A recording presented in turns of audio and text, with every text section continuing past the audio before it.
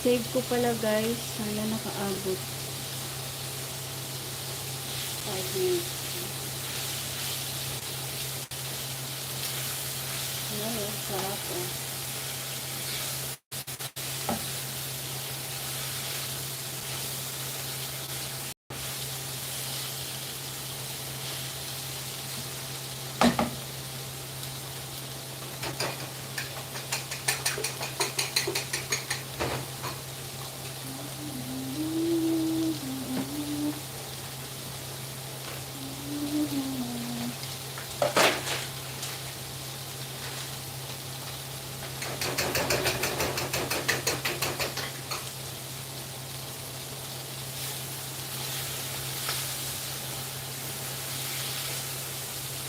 Tikman ko muna itong ating ang palaya kung malambot na.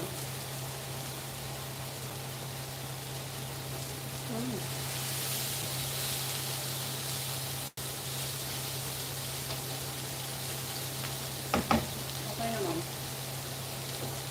One more pa. Siguro mga 1 minute. Maghugas ka ng atong ano to.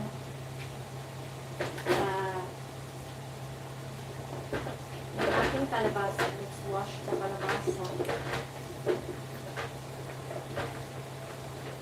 Kada semana na talaga. Once, every week talaga kami nagugulay. Kalabasa lagi.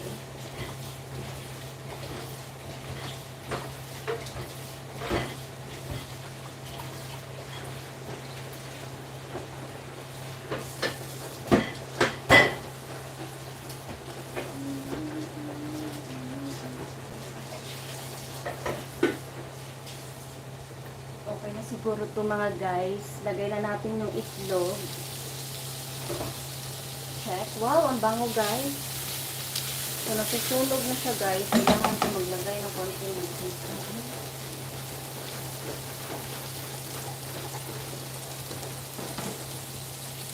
Natusunog na siya. Lagay ko na yung itlog.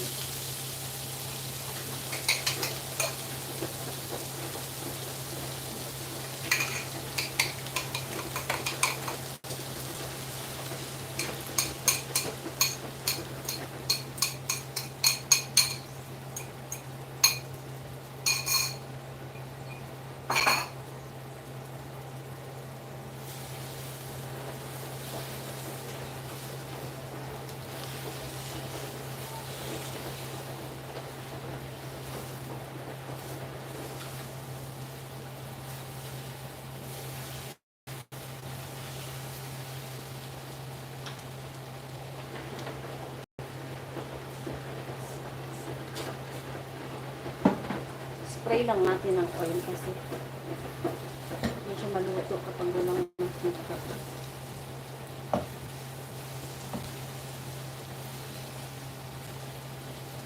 Ayan, ginisang ampalaya. Lagay tayo ng pepper. Diba, wala na tayong pepper guys. Kuya, okay ka lang?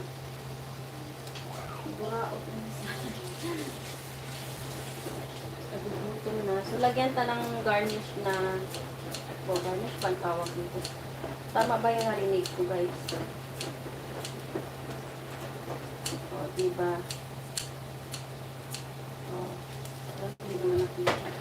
Lagyan ta ng isang katumbay.